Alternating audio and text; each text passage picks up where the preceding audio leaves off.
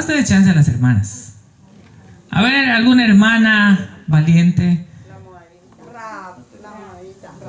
Rahab. ¿Y quién fue Rahab bíblicamente? Una prostituta. La que guardó a los espías. La que salvó en cierto sentido a los espías. Se casó con Salmón, un israelita. De ahí nace Boz. Se casa con Ruth. Nace Obed. Nace Isaí. Y finalmente termina con el rey David. Entonces Dios cumple su propósito. Al igual que Jabes. Nació en un tiempo difícil, en el tiempo de los jueces. ¿Y por qué decimos que era un tiempo difícil? Porque era un tiempo malo para el pueblo, no solo en el aspecto cultural, sino también en el aspecto moral. Pero nos damos cuenta que aún en medio de una cultura inmoral, aún en medio de una situación tan complicada y tan difícil, Jabes llegó a ser un hombre honorable. Llegó a ser un hombre fiel a Dios. Llegó a ser un hombre íntegro para Dios. Y es por eso que cuando Jabes ora, está orando reconociendo a este Dios a quien él sirve, a este Dios a quien le es fiel, y hace una oración bíblica. Porque pone todo en las manos de Dios para que él haga según su voluntad. Así que nosotros debemos pedirle a Dios que nos bendiga, sí, pero que nos use para poder hacer crecer su obra. Y que nos use incluso en la forma específica que creemos o pensamos, o que nos use de la manera como Él lo quiera hacer. Pero debemos ser sensibles. Debemos estar dispuestos a que Él realmente haga su voluntad en nosotros. Sin embargo, no es solamente en el Antiguo Testamento que encontramos este modelo de oración. En el Nuevo Testamento también tenemos otro modelo, que es precisamente la iglesia en Jerusalén. Hechos capítulo 4, versículos 23 al 31. ¿Qué es lo que hicieron por la iglesia cuando vinieron o cuando se vieron enfrentados a los tiempos difíciles? Oraron. Y aquí en este pasaje bíblico de Hechos 4, 23 al 31 nos dice que toda la iglesia estaba unida o reunida en oración, clamando a Dios en medio de las dificultades. Por lo tanto, podemos entender que cuando los apóstoles estaban reunidos, y lo dice desde Hechos capítulo 2, antes que el Espíritu Santo venga, estaban reunidos en Jerusalén. Muchos comentaristas dicen que probablemente la reunión que estaban teniendo estaba siendo en casa de María, la que fue la madre terrenal de Jesús. Y estando conviviendo y estando en tiempo de oración, bueno, entonces llega el Consolador prometido. ¿Pero qué estaban haciendo los apóstoles? Orando. No dice en realidad qué pedían en la oración, pero podemos entender que su oración iba en relación a: Señor, estamos solos, Jesús ya no está con nosotros físicamente. Ayúdanos para que el evangelio se siga extendiendo. Ayúdanos para que seamos esos instrumentos que uses y que podamos proclamar, como escuchamos anoche en el sermón, con denuedo la palabra de Dios. Ayúdanos para sobrellevar cualquier dificultad que se nos presente, porque para nosotros lo más importante es dar a conocer el evangelio que trae salvación. Y esto que los apóstoles estaban haciendo y estaban orando son las mismas palabras que nosotros encontramos en la carta a los romanos del apóstol Pablo 1:16. Porque no me avergüenzo del evangelio, porque es poder de Dios para salvación. Porque cuando el Señor obra en la vida de una persona, produce cambios. Porque cuando hablamos del poder de Dios, este término de poder está haciendo una referencia a algo que explota, que impacta. Es obvio que el evangelio va a impactar y va a explotar como una gran bomba en la vida de la persona, pero no para traer confusión ni para traer caos, sino para que a través de esa explosión en tu vida, tú seas una persona diferente.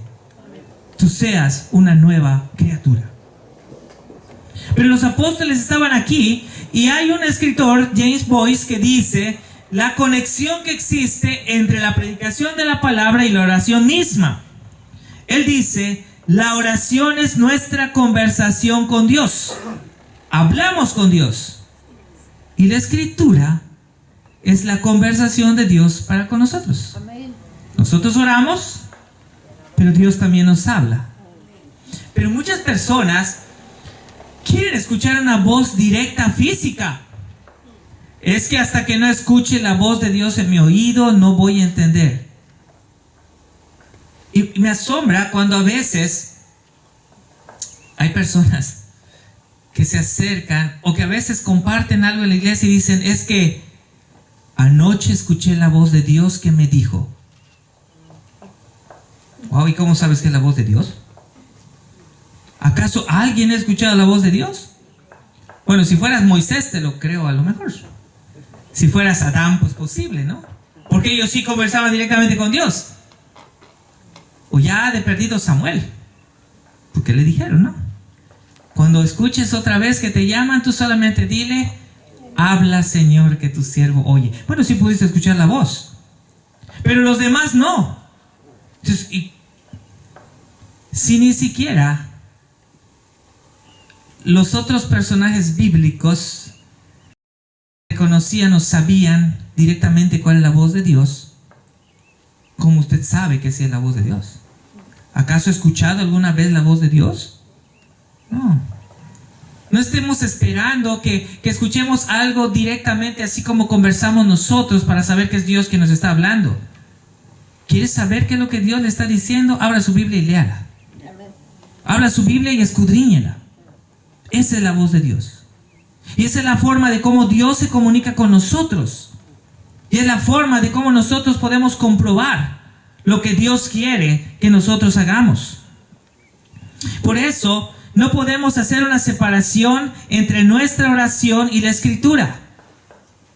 Porque oramos y decimos, Dios no respondes. Bueno, ¿ya leíste lo que dice la palabra de Dios? A veces creemos que el orar significa que Dios va a tener que responder con un sí. Pero si ya estás orando y no hay respuesta, bueno, humanamente hablando, vemos o creemos que no hay respuesta. Hermanos, ya te respondieron. Ya te dijeron que no. ¿Para qué sigues? ¿Okay? Pero como personas queremos orar y queremos que todo lo que pidamos el Señor diga sí. Y el Señor dice, no todo te voy a decir que sí. Porque a veces lo que pedimos no te va a ayudar. A veces lo que tú me pides no te va a edificar. A veces lo que tú me pides no te va a ayudar para cumplir con lo que realmente tienes que hacer. Hay niñas, bueno, chicas, que es muy común allá con nosotros en Mérida.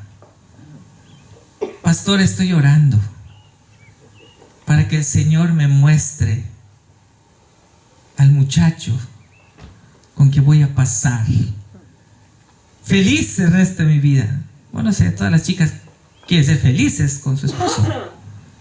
Sin embargo, cuando escuchas qué te dicen, ok, estás orando a Dios, ¿y qué le pides? Le estoy pidiendo a un joven, bueno, no tan musculoso, pero buen cuerpo, alto, güero, de ojos azules. Y cuando una chica me dice eso, le digo, hija, un menonita no creo que te lo dé, porque ellos no tienen la cultura de casarse con otras personas, ellos se casan con su misma cultura. ¿Pero qué le estás pidiendo? Estás pidiendo con esas expresiones algo que tú quieres físicamente. ¿Alguna vez le has pedido a Dios que independientemente del físico, te dé a un joven con un corazón conforme a Dios? Muchas veces no vemos la parte interior. Muchas veces nos dirigimos por lo físico, pero no vemos lo que realmente es importante. Entonces, algo estaba sucediendo de la misma manera en la iglesia. Por eso están diciendo aquí que la oración y la palabra obviamente tienen que estar juntas. No pueden estar separadas. La palabra de Dios tiene que ser predicada, pero también el pueblo tiene que orar para que el Señor nos dirija y nos ayude para poder cumplir con esta labor o esta misión que Él ha puesto en las manos de cada uno de nosotros. Y esto tiene que ver con algo sumamente importante que forma parte de nuestras doctrinas. Creo que todos nosotros hemos escuchado y creo que ustedes han también aprendido acerca de la llamada, las doctrinas de la gracia. A cada rato creo que se lo están, dice. ¿Con qué empiezan las doctrinas de la gracia? ¿Mande? ¿Con qué empieza? ¿Con Dios? Dios dice, sí, pero por ejemplo hablamos de la doctrina de la gracia y cuando hablamos de la doctrina de la gracia no empezamos a hablar de la depravación del hombre. Empezamos a hablar de otra cosa. Empezamos a hablar de la soberanía de Dios. Y cuando hablamos de la soberanía de Dios, ahí estamos diciendo dónde está puesta nuestra confianza. Cuando hablamos de la soberanía de Dios, estamos hablando en dos líneas o en dos aspectos. Dios es soberano, que quiere decir que Dios es dueño de todas las cosas que existen, hasta de tu vida, la mía y hasta del inconverso. Porque es de Dios. Dios nos hizo a todos, con su imagen, con su semejanza. Y gracias a Dios que la nuestra ya está restaurada, los de ellos todavía no. Pero eso no quiere decir que no sean criaturas de Dios. Entonces Dios es dueño de todo cuanto existe. Pero también Dios está en control de todas las cosas. A Dios no hay nada que se le salga de las manos. A Dios no hay nada que le sorprenda. A nosotros sí, nos sorprenden un montón de cosas. Pero a Dios no.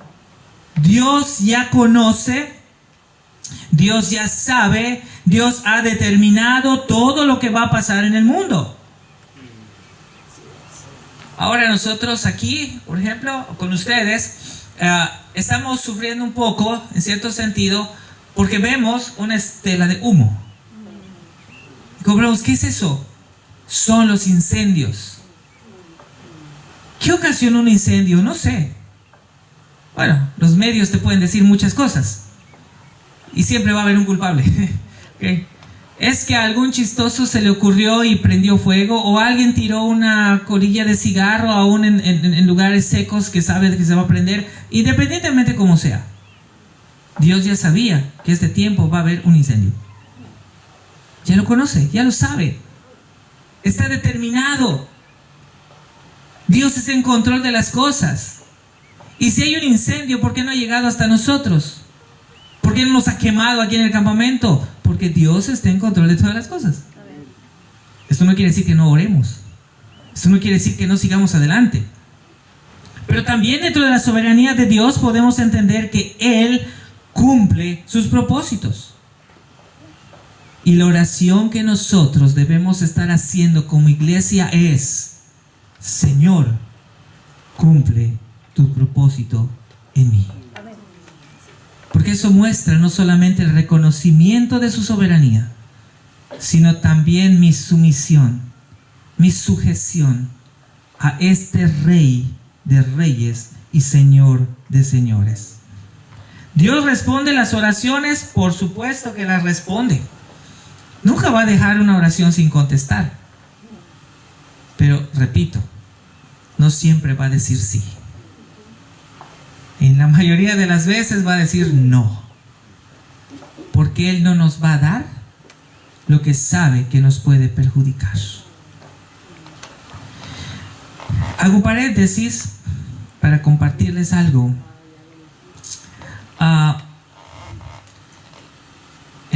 ocasión, en una de las iglesias donde tuve la oportunidad de trabajar, habían 3 señoritas que acababan de terminar su carrera universitaria, maestras de educación primaria. Y ellas decían: pastor, ya terminamos, pero queremos y le rogamos a Dios que nos conceda tener un trabajo, pero no un trabajo en una escuela privada. Queremos que el Señor nos conceda un trabajo en una escuela pública. ¿Por qué muchos aspiran a una escuela pública? Porque el gobierno les paga y les paga bien. Y ahí tienen todos los beneficios: vacaciones, días inhábiles, días de, no sé cómo le llaman ellos, días que les dan adicionales. Feriado. Y aparte, bonos. Feriado. No, y cuando llega diciembre, duplican entonces con su aguinaldo. Y quieren un trabajo así, no es malo. Entonces digo, está bien. Pero pastor, de verdad, nuestro compromiso, si nosotros de verdad logramos tener un trabajo como esto porque Dios nos los concede, nuestro compromiso es seguir siéndole fieles a Dios y estar aquí y apoyar, no solo económicamente, apoyar con su recurso humano en todo lo que la iglesia necesita. Dios contestó la oración. Encontraron las 3 un trabajo en una escuela pública y no fuera de la ciudad donde vivían, en el mismo lugar, a 5 minutos de donde viven. ¿Qué pasó después? No las volvimos a ver en el templo. Y cuando les preguntaba: ay, pastor, lo que pasa es que los sábados que no hay clases, ese día lo ocupamos para lavar toda nuestra ropa, para planchar, para preparar nuestro material para enseñar la siguiente semana. Ok, ese es el sábado. ¿Y el domingo? Pues que terminamos cansados, y el domingo es el único día que podemos descansar. Y no era maldad, pero en realidad lo que yo les dije a estas chicas es: ten cuidado. Así como oraste y así como oramos para que el Señor te diera esa bendición de tener un trabajo, no te olvides que si Él te lo dio y tú te olvidaste de Él, Él te lo puede quitar. Y no llores cuando te lo quite. Y no le reclames cuando te lo quite. Porque si estás siendo consciente que Dios te está dando esta bendición, entonces tu actitud y tu acción tiene que ser en una respuesta agradecida a lo que Dios te está dando. Y no puedes serle desleal. Y no puedes dejar de serle fiel. Y no puedes dejar las cosas particulares de una escuela y cambiar las cosas que el Señor te está dando como oportunidad de hacer, para que no hagas, y para que no le glorifiques, y para que no te edifiques, y para que no vengas en una actitud de agradecimiento para decirle: Señor, estoy aquí y reconozco que si tengo lo que tengo es porque tú me lo estás dando. ¿Funciona la oración? Por supuesto que funciona la oración.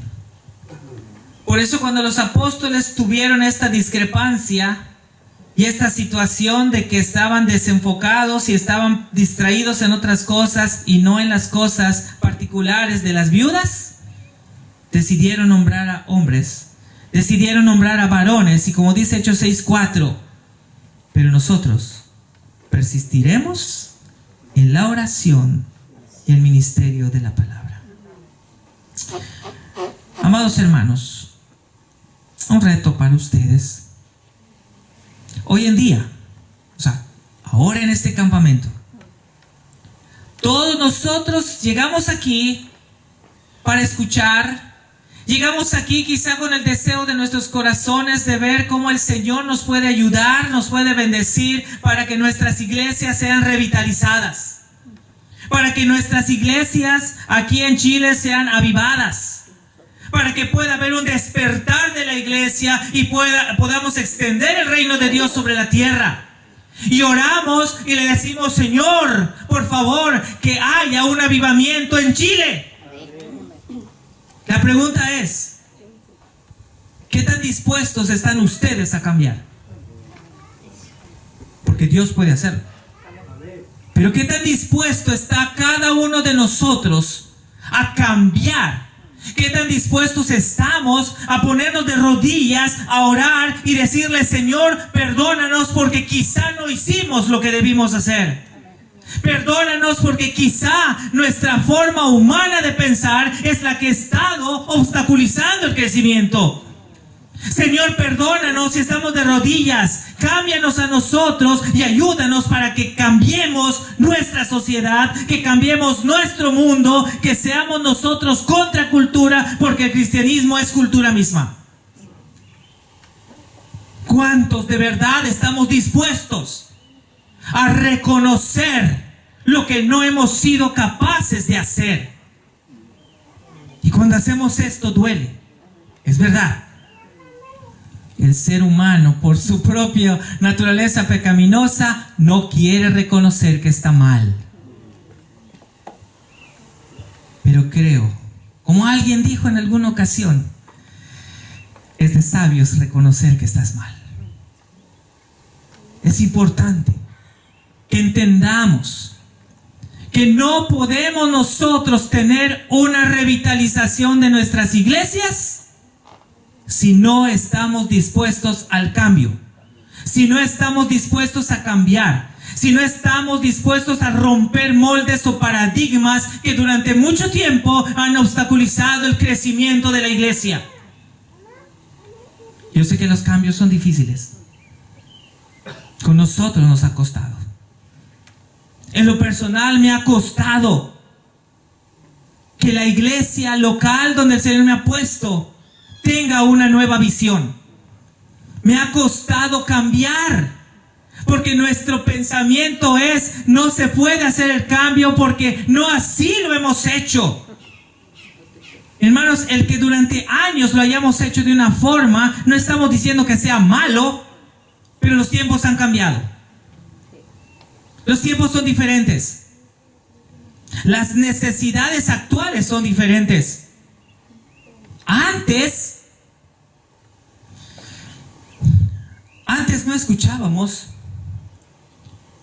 ¿Que a quién se le ocurre que un hombre se pueda casar con otro hombre?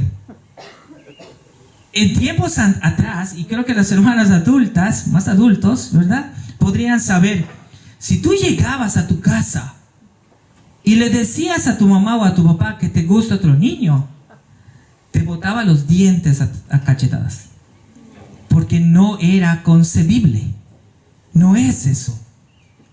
El mundo es cambiante. Y alguien comentaba, no me acuerdo, a lo largo de estos días, como nosotros, como iglesia, que tenemos la verdad absoluta, podemos hacer frente a estas cosas cuando ciertos movimientos ya están como 10 años más avanzados que nosotros. El problema es, bueno, lo que nosotros vivimos en nuestro país, en México. El problema es que la iglesia se ha quedado tan tranquila y tan conforme con lo que tiene, que no ha sido capaz de ir avanzando con el evangelio en la misma medida que las otras cosas están pasando. Es que estamos tan conformes con los que tenemos. No, hermanos, es que nuestra iglesia tiene 80 miembros, pero ya con eso es suficiente. Si vienen más, es más trabajo. Pero no es suficiente. Estamos bien, estamos cómodos, nuestras organizaciones funcionan, los jóvenes están trabajando, las hermanas también, los niños son atendidos, las predicaciones se dan y así estamos conformes. No. El Señor no nos llama a ser conformistas. El Señor nos llama a extender su reino. Y para extender su reino, Él ha puesto en su palabra lineamientos, parámetros, principios. Las normas o las estructuras humanas se pueden eliminar, pero la palabra de Dios no puede ser cambiada. Por eso les preguntaba hace un momento, queremos un avivamiento, y creo que todos los que estamos aquí buscamos lo que el Señor está haciendo. El Señor está moviendo a su iglesia, pero todos estamos dispuestos a aceptarlo. Todos estamos dispuestos a cambiar. Todos estamos dispuestos a estos momentos que disfrutamos nosotros. Justamente anoche estamos platicando con el pastor Esaú. Le decía, oye, aquí hay algo interesante. Antier, a la hora del culto, como estaba oscurito, el día que se fue la corriente, no podemos apreciar desde aquí hasta allá atrás, ¿verdad?, los rostros de las personas. Había varias personas que se pusieron de pie. Algunas para aceptar a Cristo, otras para renovar su compromiso con Cristo. Y la pregunta es, ok, aquí están estas personas, ¿ahora qué vamos a hacer con ellos? Bueno, nosotros nada, ¿verdad? Nos vamos el martes. Pero ¿qué va a hacer aquí cada una de las iglesias con estos chicos, con estas señoritas? Anoche, casi todos los que estaban sentados pasaron aquí al frente para decir, sí, yo estoy dispuesto a predicar la palabra de Dios. Todos los demás, las iglesias que están aquí representadas, ¿qué van a hacer con ellos? Porque no todos los que pasaron son pastores, no todos los que pasaron son presbíteros. Hay hermanas, hay jóvenes, quizá hay unos no tan jóvenes que están en la etapa intermedia, pero que tienen ese deseo. ¿Qué vamos a hacer con ellos? Bueno, ¿qué van a hacer ustedes con ellos? ¿Vamos a ser agentes de cambio para que ellos salgan y prediquen? ¿O vamos a seguir con nuestras normas y nuestras reglas, aunque oremos, pero no queremos? ¿Qué vamos a hacer? Al final de cuentas, ¿queremos realmente la revitalización de iglesias? ¿O no las queremos porque eso significa cambiar? El Señor nos llama, amados hermanos, a ser agentes de cambio. Pero no agentes de cambio que cambiemos las cosas a nuestra manera. Que cambiemos las cosas para la gloria de Dios. Y mientras estemos caminando en el camino que Él ha diseñado y ha marcado, y mientras estemos caminando, cumpliendo su voluntad, el Señor seguirá cumpliendo lo que dice en el libro de Hechos capítulo 2. Y el Señor seguirá añadiendo cada día a su iglesia los que han de ser salvos. Y no solamente en una iglesia, en todas sus iglesias locales. ¿Queremos eso? ¿Estamos dispuestos a hacer todo lo que sea necesario? ¿Estamos dispuestos a orar, a doblar rodillas y reconocer que quizá hay cosas que no hemos sido capaces de hacer o de cambiar? ¿O que hay cosas que debemos hacer y no las hemos hecho? Estamos dispuestos, al igual que los apóstoles, orando, estamos dispuestos a delegar responsabilidades a otras personas que tienen capacidad para hacerlo porque Dios les da la capacidad. ¿O queremos seguir pensando, no, es que si yo no lo hago, nadie más lo puede hacer? Queremos un avivamiento. Y creo, no sé si usted lo ha percibido así. Nosotros quizá porque venimos de fuera lo vemos de manera diferente. Pero estos días que hemos estado aquí, hemos observado que Dios está haciendo cosas importantes, interesantes, y que la iglesia necesita ver, que necesita ponerse esos lentes con una perspectiva y una cosmovisión de lo que Dios está haciendo, de lo que Dios quiere hacer. Y nosotros platicábamos anoche y le decíamos, es que esto que está sucediendo, podemos entender que es parte de la respuesta que Dios está dando de esta petición de queremos un avivamiento en la iglesia. Dios ya empezó a hacer las cosas. Porque lo que pasa aquí no lo hacemos nosotros. Dios está obrando. ¿Puede usted percibir eso? ¿Puede usted ahora mirar más allá y decir, Señor, estás respondiendo a nuestras oraciones, pero no es suficiente? Muéstranos qué vamos a hacer. No solamente apreciemos la obra de Dios, pidámosle al Señor que nos dirija y que nos muestre lo que alguna hermana preguntó hace unos días. ¿Y ahora qué vamos a hacer? ¿Qué? Bueno, Dios te está mostrando algo y también te va a mostrar lo que tienes que hacer. Solo una petición. No endurezcas tu corazón para hacer los cambios. No te digo que vas a cambiar. Yo no sé ni qué van a cambiar, ¿no? Pero yo no te digo que vas a cambiar. Pero si hay algo que necesitamos cambiar para que nuestras iglesias puedan seguir adelante, puedan seguir creciendo para la gloria de Dios, no te cierres a eso. Creo que parte de lo que hemos estudiado es, recuerda el pasado. Un pasado glorioso tal vez. Recuérdalo. Pero no vivas en el pasado. Dios quiere hacer cosas aquí, hoy en día. Este es tu presente. Y así como este es tu presente, los grandes siervos de Dios del pasado, en su momento, también vivieron su presente. Y es que por eso lograron hacer muchas cosas. Ahora tú eres el presente. ¿Qué le vas a ofrecer a Dios? ¿Qué vas a dejarle a los que vienen atrás? ¿Será posible? Y esto es un ejemplo nada más. ¿Será posible que cuando los que están jóvenes ahorita, o los hermanos que no son tan adultos, el día que ya no estén, ¿será que sus hijos, nietos, bisnietos puedan llegar al campamento y ver ahí su biografía?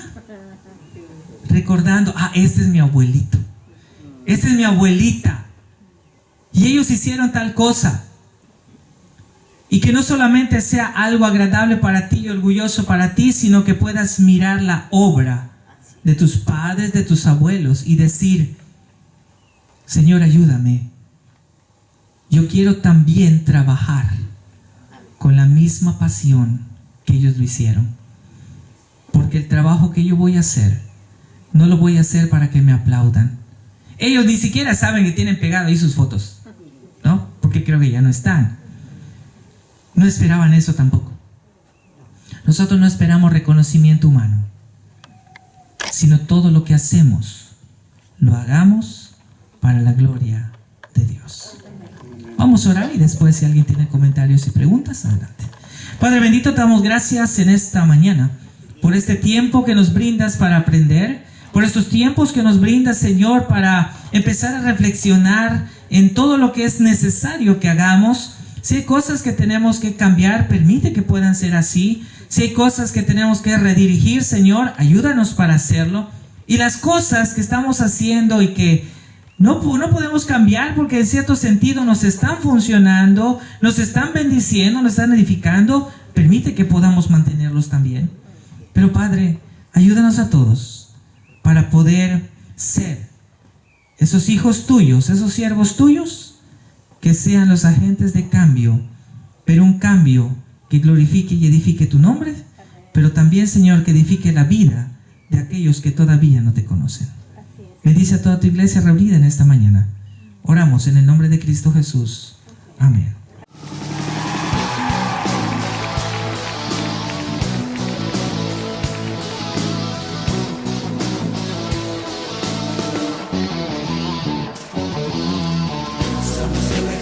De Dios, listos en una guerra espiritual, con armas poderosas de luz contra las fuerzas del mal. Tenemos puesta la armadura de Dios y espada de dos filos en las manos, con autoridad en el nombre de Jesús contra las fuerzas del mal. Somos el ejército de Dios, listos en una guerra espiritual, con armas poderosas de luz contra las fuerzas del mal. Tenemos puesta la armadura de Dios espada de 2 kilos en las manos.